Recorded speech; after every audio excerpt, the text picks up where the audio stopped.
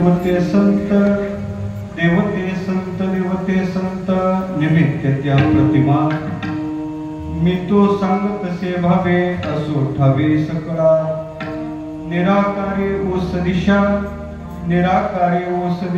येथे इच्छा पुरतसे मी तो सांग तसे भावे असो ठावे सकळा तुका मने रोकडे केने सेविता येणे पोटधाय मी तो सांग तसे भावे असो ठावे सकळा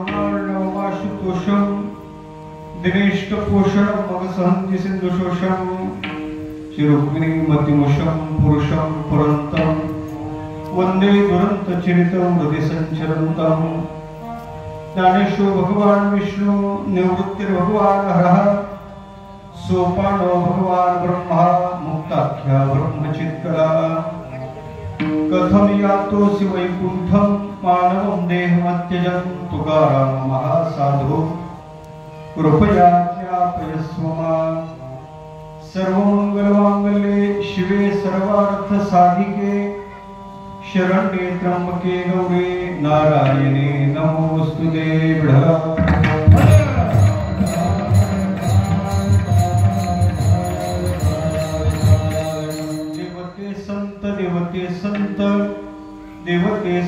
देवते संत निमित्त त्या प्रतिमा मी तो सांग तसे भावे असो ठावे सकळा प्रस्तुत प्राप्त स्थळी प्राप्त संगीत कीर्तन रूपी सेवकीर्तने बोललेला आहोत. वैराग्य राग रसिक जगद्गुरु तुकोबा महाराज यांचा चार चरणाचा संत जीवनाचा अलौकिक दिव्य परिचय देणारा अभंग आहे. एवढं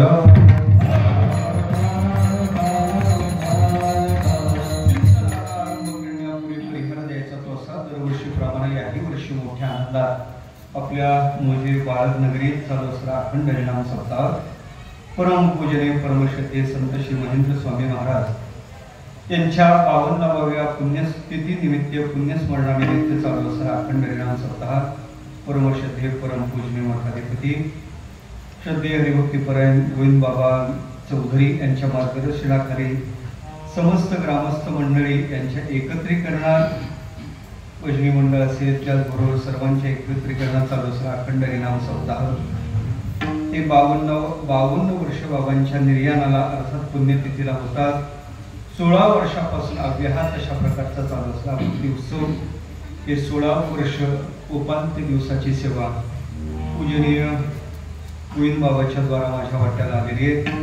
गोड अशा प्रकारचे गंधर्वासारखे गायक मंडळी आमचे हरिभक्तीपर आदरणीय मुरलीधर महाराज, आदरणीय राम महाराज, आदरणीय भागवत महाराज, आदरणीय रवी महाराज, परमेश्वर महाराज आणि गोड मृदंगाचे साथ करण्याचे आदरणीय परमेश्वर महाराज, परिसरातली सर्व भगवत भक्त टाळकरी मंडळी, भक्तिमती माता भगिनी, आज तसाही दिवस फार महत्वाचा आहे.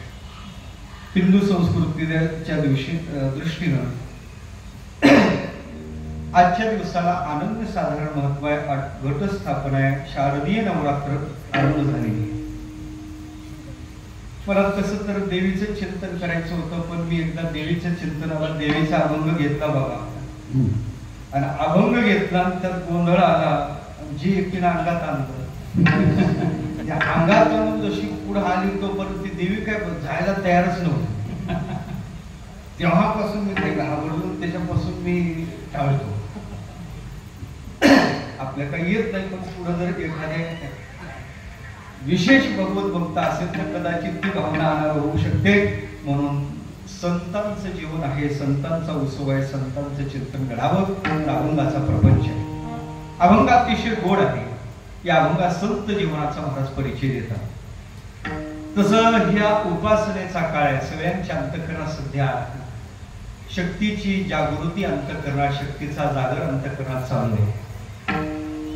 शक्तीची उपासना आपल्या जीवनात घडली पाहिजे. का घडली पाहिजे? त्याचं कारण आहे आपलं शरीर पंचतत्वाचं आहे. क्षिती जल पावक गगन शरीरा पाचो मिल यह अधम शरीरा. 5 तत्वाचं हे शरीर आहे. प्रत्येक तत्वाची अधिष्ठात्री देवता कोणती तरी आहे. तसं वायू तत्वाची देवता भगवती आहे. पण वायू तत्वावर आधारित जर शरीर असेल, वायू तत्वाची शरीराला गरज असेल, तर मला वाटते भगवतीची साधना फार महत्वाची आहे. कलियुगाच्या दृष्टीने अन्य साधनेपेक्षा सुद्धा 2 साधना लवकर फल देणार आहे. कलियुगात 2 साधना अधिक फल देतात. कलव चंडी विनायका. कलियुगात बाबाजी चंडीची साधना आणि विनायकाची साधना. तुम्हाला तात्काळ फळ पाहिजे असेल तर चंडी नाम देवीची साधना तात्काळ फळ देते. दुसरी विनायकाची म्हणजे भगवान गणेशाची साधना तात्काळ फळ देते. तर ती कशी करायची, काय करायची, त्याचं स्वतंत्र चिंतन आहे. पण असा शारदीय नवरात्रीचा आज पहिलाच दिवस आहे. घटस्थापनेचा दिवस आहे. मंगलही घडावं म्हणून स्वरूपाचं चिंतन करावं. संतांच्या स्वरूपाचं कथन करणारा अंग आहे. संतांचा उत्सव आहे. इकडला आरंभ आहे आणि उत्सवाचा उपांत्य दिवस आहे. दोन्हीचा मेळ घालण्यासाठी अभंगाचं प्रयोजन आहे. खऱ्या अर्थानं पाहायचं झालं तर हा अभंग संत जीवनाचा परिचय देणार आहे. पुण्यतिथीचा उत्सव आहे. पुण्यतिथी कोणाची होत नाही. कोणाची पुण्यतिथी होत नाही. आपलं पार झालं तर श्राद्ध आपलं काय होते. मी नेहमी सांगत असतो, पिता जर पिता नसेल तर, आलं का लक्षात? पिता जर पिता नसेल तर त्याच्याविषयी श्रद्धा निर्माण होईल. मग ते श्रद्धेनं केल्या जाते, त्याला श्राद्ध म्हणतात देवा. म्हणून तुमचं आमचं श्राद्ध संतांची पुण्यतिथी कोणाची करावी? एक ऐका देवा. जे जन्माला येतात त्यांचे नाही, जे मरतात त्यांची नाही.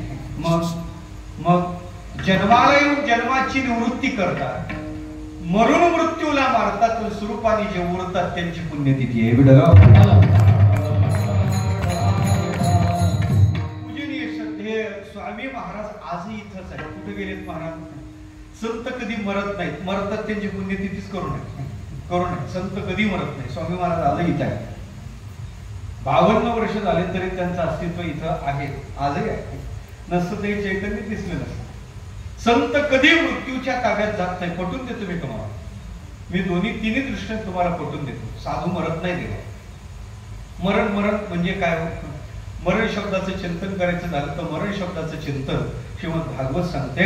मृत्यू कशाला म्हणतात? म्हणजे मृत्यूचं स्वरूप सांगितलं. मृत्यूर अत्यंत विस्मृती. मृत्यू करते काय? जीवाला विस्मृतीच्या पडद्यात टाकून देते. मृत्यू जीवाला विसर पाडते. मृत्यू जीवाचं विस्मरण पाडते. उदाहरण सांगतो तुम्हाला. आपल्याला आपल्या बापाचं नाव माहीत आहे आणि माहीत पाहिजे. आपला बाप म्हणून सांगायचं मला पाहिजे. आपल्याला आपल्या आजोबाचं नाव माहीत का साशंक आहे मला काय कळलं लक्षात. आजोबाचं नाव माहीत आहे आणि माहीत पाहिजे.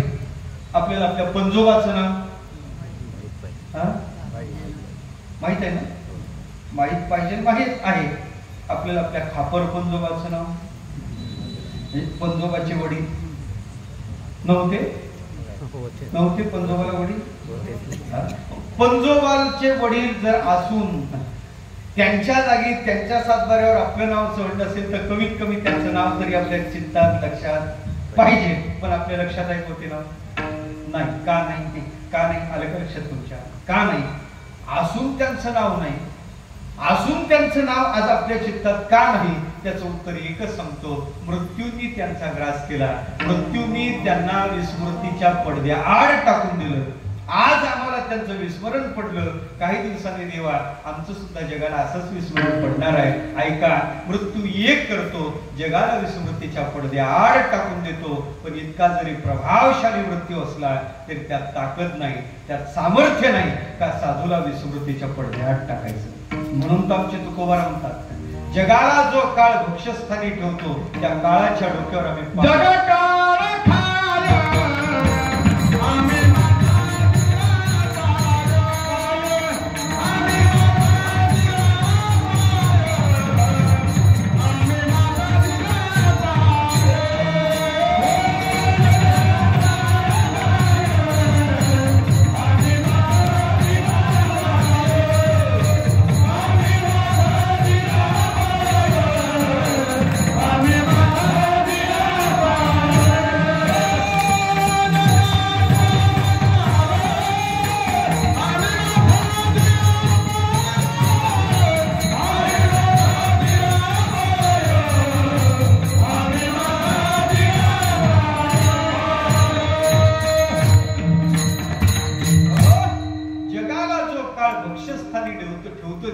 काळाच्या डोक्यावर आम्ही पाय दिले.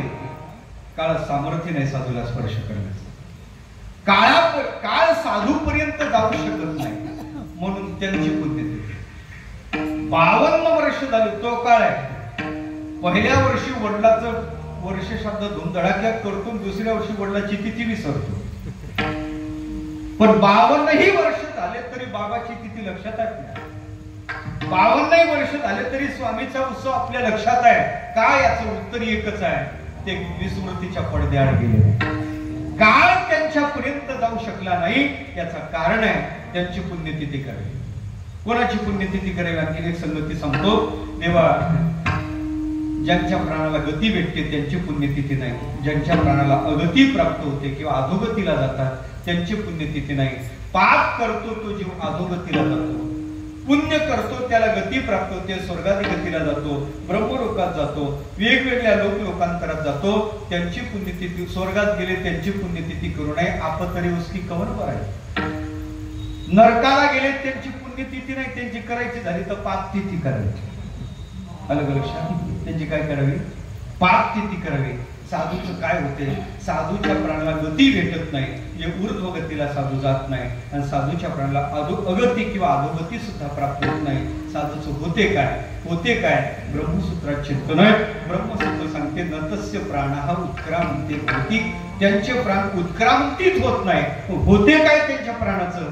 ब्रह्मसूत्रात सांगलं अत्रैव समविलीयन्ते. इथं असणाऱ्या चैतन्यात ते प्राण विलीन होतात आणि चैतन्य रूपाला प्राप्त होतात. त्यांची पुण्यतिथी करावी.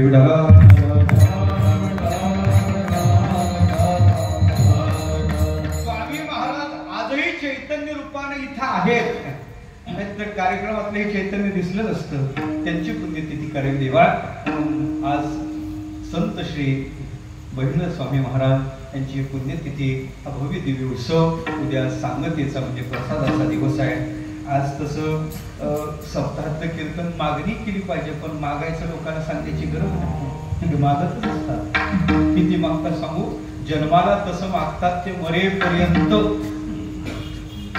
जन्माला तसं पर आईकडे दुधाची मागणी करतात. तिथून जे मागतात, जरा मोठं झालं खेळाचं साहित्य मागतात, थोडं मोठं झालं पुस्तकं मागतात, मोठे झाले नोकरी मागतात. मला सगळं कीर्तना सांगायची गरज नाही. आणि असं मागत मागत मागत शेवटी लाकडं मागतात, गौऱ्या मागतात. आणि याच्यावर थांबतात का? याच्यावर थांबतात. मेले तरी मागतात. जुडाला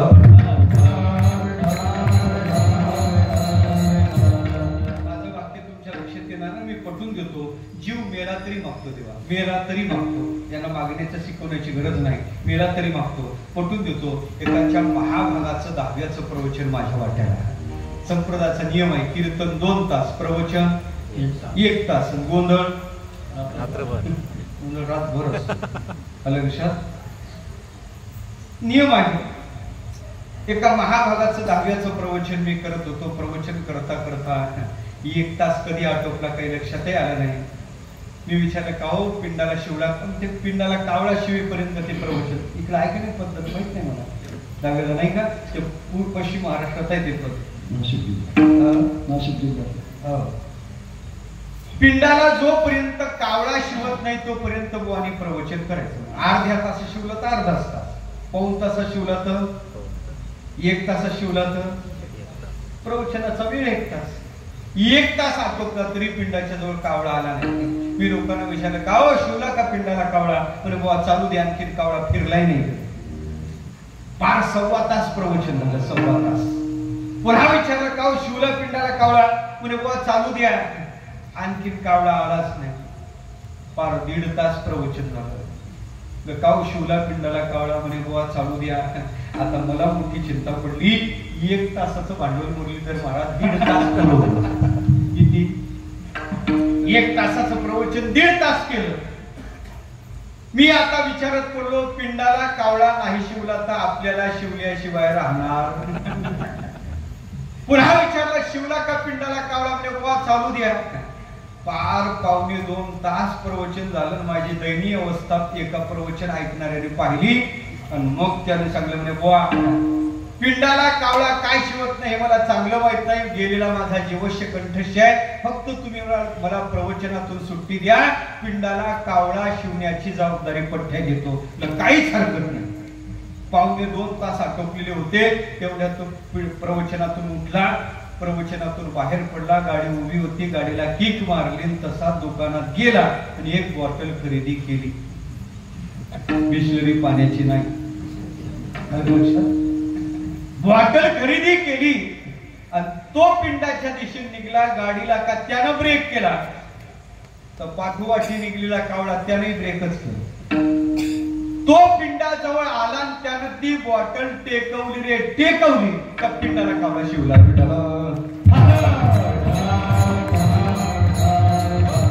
मी तुम्हाला विचारतो आता ही बॉटल जिवंत असणाऱ्याने मागितली का मेलेल्याने?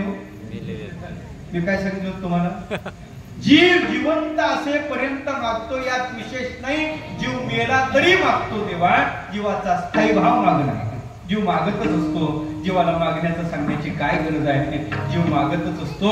काय काय मागतो मला सगळं कीर्तना सांगण्याची गरज नाही. म्हणून जीवाला मागण्याचं शिकवण्याची गरज नाही. ते प्रभू शिंदे नावाचे कवी म्हणतात, देवळात जाऊन लोक दुकानासारखी वागतात आणि 4 8 टाकून काहीतरी मागतात. काहीतरी मागतच असतात. जीव मागत असतो देवा. म्हणून जीवाला मागण्यापेक्षा सुद्धा साधूचा आश्रय करावा. साधूच्या मागण्याचा विचार करावा. म्हणून खऱ्या अर्थानं संतांचा हा उत्सव आहे.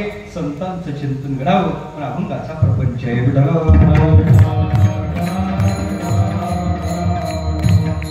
अभंग निवडलेला जगद्गुरु तुकोबाराचा महाराजांचा आहे. संत जीवनाचा परिचय तुकोबार आम्हाला देतात. आम्हाला लोक परिचय देतात बाहेर फिरत दिवस. कोणाचाही देतात. वेगवेगळ्या ठिकाणी जातो. एखाद्या घरी गेले का परिचय देतात. महाराजांचं घर बरं का, आमचा मुलगा, आमचा भाऊ. मला तिथपर्यंत परिचय ठीक आहे. याच्या पलीकडे परिचय देतात. ही महाराज आमची बायको. काय गरज आहे का बोलतो? तोही वेगळ्या भागात वेगळा. काही भागात सांगतात महाराज ही आमची लक्ष्मी आहे.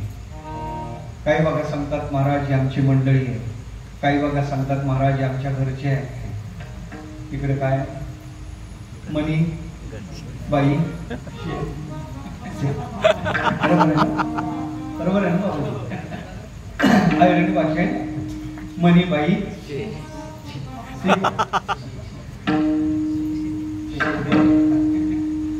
तिकडं ते वर गेलं. महाराज आमची लक्ष्मी आहे. महाराज आमच्या मिसेस आहे. शहरात गेलं. एका घरी गेलो. ती माऊली दूध घेऊन आली. यजमान माझ्या शेजारी बसले. त्यांनी त्याच्या बायकोकडे बोट दाखवलं. मला परिचय दिला. म्हणजे महाराज या कोण तुम्हाला माहित आहेत का? पहिल्यांदा तुझ्या घरी आलो. माहित असण्याचं कारण काय? त्याच्या बायकोकडे बोट दाखवलं. मला तिचा परिचय दिला. म्हणजे महाराज हे आपलंच बारदान आहे.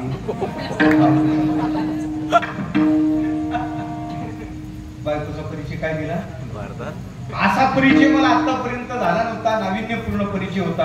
मी थोडं थांबलो. तिच्याकडे पाहिलं, त्याच्याकडे पाहिलं आणि मग मला असं वाटलं तिचा परिचय झाला पण याचाही परिचय झाला पाहिजे. आपल्याला फिरावं ते कळलं पाहिजे.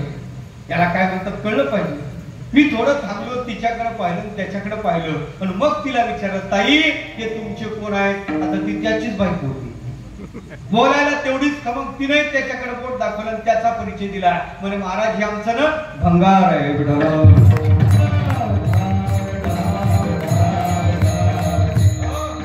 मला वाटतं देवा या भंगाराचा बारदानाचा परिचय काहीच गरजेचा नाही. जीवनात परिचय व्हावा देवाचा. जीवनात परिचय व्हावा साधूचा. आज जगद्गुरु तुकोबार साधूचा परिचय देतात का? ऐका ऐका. या जगाचं कल्याण साधण्यासाठी ते संत या अवनी तलावर आले आणि त्यांचा जर आपल्याला परिचय झाला नाही तर आपली कदाचित फसगत होण्याची संभावना आहे.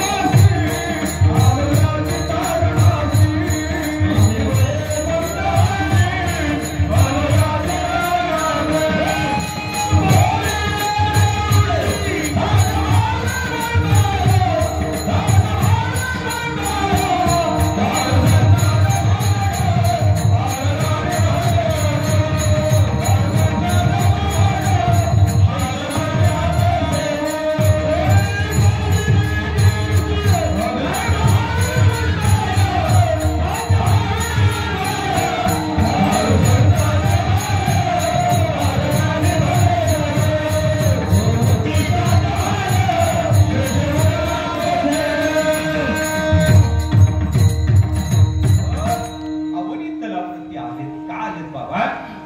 मूळचं स्थान वैकुंठ, पण का आले? केवळ तुमच्या आमच्या उद्धारासाठी आले. तुमच्या आमच्यासाठी आलेल्या साधूचा परिचय तुम्हाला झाला नाही तर कदाचित त्या साधूकडे आपण जाणार नाही तेव्हा. पण तुकोबर 8 तासानं त्या साधूचा परिचय गाठला. वेगवेगळ्या अंगाला देतात, एका अंगाने वेगवेगळ्या अंगाने. कधी त्या साधूचा परिचय वाणीद्वारा, कधी साधूचा परिचय अस्तित्वद्वारा, कधी साधूचा परिचय रूपद्वारा, कधी साधूचा परिचय सामर्थ्यद्वारा, कधी साधूचा परिचय स्वरूपद्वारा, तर कधी साधूचा परिचय खऱ्या अर्थानं पाहायचं झालं तर त्याच्या वास्तव स्वभावाद्वारा.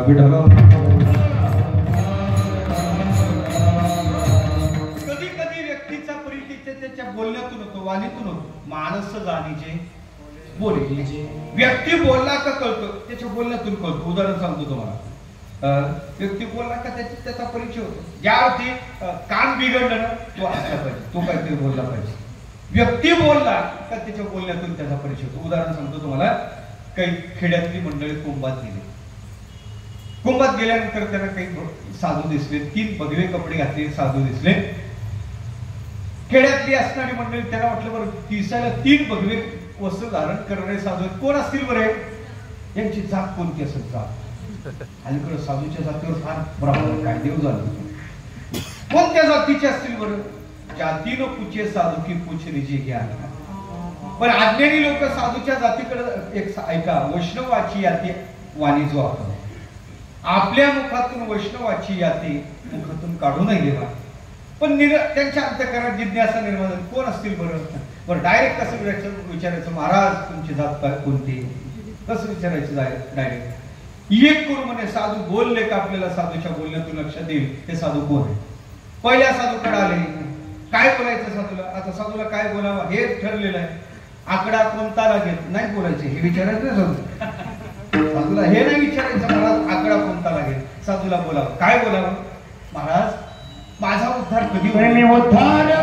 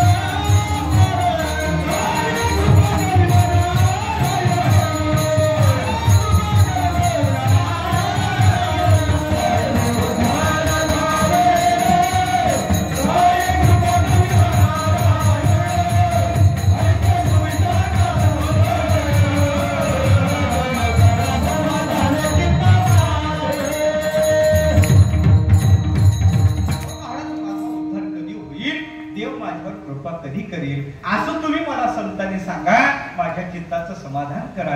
असे कर्म कधी खंडित होईल हे साधूकडे हे विचारावं देवा, हे साधूकडे विचारावं. आले पहिल्या साधूकडे हात जोडले, महाराज आम्ही सामान्य संसारी जीव आहे, खेड्यातली मंडळी आहे. महाराज आम्हाला उद्धाराची अपेक्षा आहे, आमचा उद्धार कशाने होईल असं काही साधन सांगाल का? सगळं झाला साधू. पहिल्या साधूकडे आलेला साधू हात जोडून हे उभे होते. उद्धाराचा प्रश्न विचारला आणि विचारलं त्या साधू सांगलं उद्धाराची इच्छा आहे, मी तुम्हाला साधन सांगतो. साधन केले का उद्धार निश्चित आहे. म्हणजे महाराज काय साधन आहे? त्या साधून सांगितलं, राम नाम लड्डू हे गोपाल नाम घी, हरिको नाम मिश्री घोर घोर करती. काय साधन सांगितलं? राम नाम लड्डू हे गोपाल नाम घी. रामाचं नाव लाडू आहे, गोपालाचं नाव तूप आहे, हरीचं नाव मिश्री आहे. याचं मिश्रण कर, याची गोड भरच. उपदेश केला नामाचा, पण माध्यम निवडलं भोजनाचं. आणि भोजन काय आमटी भाकरीचं घेतलं नाही. लाडू काय, तूप काय, साखर काय. तुपातलं भोजन म्हणल्यावर एकालाच आवडते, कोणाला? तूप साखर म्हणल्यावर लक्षात आलं महाराज हे ब्राह्मण कुलोत्पन्न साधू असला पाहिजे. व्यक्ती बोलला का त्याचा परिचय होतो. दुसऱ्याकडे हात जोडले, भगवान काही आम्हाला उद्धाराचं साधन सांगाल का? त्यांनी नाही सांगितलं. अहो त्यांनी सांगितलं महाराज त्यांच्यापेक्षा सोपं आलं तर त्याच्यासाठी आपल्याकडे आलं. दुसऱ्या सांगितलं ऐका राम नाम का खडग बनाकर कृष्ण कटार बांधलिया, हरि नाम की ढाल बनाकर यम का फंदा काढला। राम नाम खडग आहे, कृष्ण कटार आहे, हरि नावाची ढाल आहे आणि त्यांनी यमाचं बंधन तोडून टाका। उपदेश नामाचाच आहे पण माध्यम शस्त्राचा आहे। लक्षात आलं हा क्षत्रिय कुलोत्पन्न साधू आहे। तिसऱ्याकडे आले, हात जोडले, भगवान काही उद्धाराचं साधन सांगाल का? त्यांनी सांगितलं हो सांगितलं महाराज, पण त्यांच्यापेक्षा सोपं आलं तर तुमच्याकडे आलो, काही साधन सांगाल का? करता काय? महाराज दुकान आहे आमचं, काय भेटते तुमच्या दुकानात? म्हणजे तुम्हाला काय पाहिजे? काय दिलं म्हणजे उद्धार होईल? नाही काय काय आम्हाला काय लागत नाही, पण काय आहे? उसार मालाचं दुकान आहे, काय काय तुमच्या दुकानात? म्हणजे महाराज सगळं आहे। म्हणजे मी विचारतो ते काय फळ आहे का बाबा तुझ्या दुकानात? म्हणजे आहे ना महाराज, जायफळ म्हणे आहे, मायफळ म्हणे आहे, जिरे म्हणे आहे, हिंग आहे, मिरे महाराज साधे मसाल्याचे पदार्थ विचारताना आहे का विचारतात? नाही तर मुसार मालाच्या दुकानात असते, किराणा मालाच्या दुकानात असतात, हे सगळं साहित्य आहे म्हणे। मग तुझा उद्धार झाला म्हणजे महाराज आमच्या पिढ्या तिथं त्या दुकानात बसून आहेत पण उद्धार नाही झाला। तू उद्धार झाला एवढं साहित्य हे दिलं तर उद्धार नाही रे बाबा। तुझ्या दुकानात एखादं गिराईक काय फळ मागाई तेव्हा त्याला काय फळ दे, लक्ष इकडे केंद्रित कर, हे सुद्धा काय आहे? त्याला काय म्हणतो आपण? कायच म्हणतो, हे सुद्धा काय फळ आहे। एखादं तुझ्या दुकानात मायफळ मागायला का त्याला मायफळ दे, लक्ष इकडे केंद्रित कर, हे काय फळ ते मायफळच आहे। एखादा तुझ्या दुकानात जायफळ मागायला का त्याला जायफळ दे, लक्ष इकडे केंद्रित कर, हे काय फळ हे मायफळ आहे म्हणून हे जायफळ आहे। एखादा तुझ्या दुकानात मिरे मागायला तर मिरे त्याला दे, तुझं याला धरून जे मिरे मिरे मिरे चाललं ना ते एकदा जिरे, मिरे मिरे चाललं ना ते एकदा जिरे, हिंग देव विठ्ठल।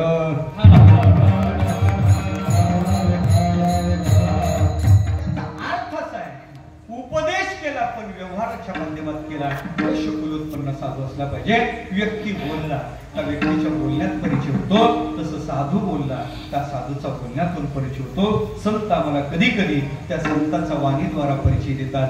संत बोलतात कसे तुकोबारा सांगतात, वाणीद्वारा त्या संतांचा परिचय देतात। त्यांच्या ओठात अमृताचे वाणी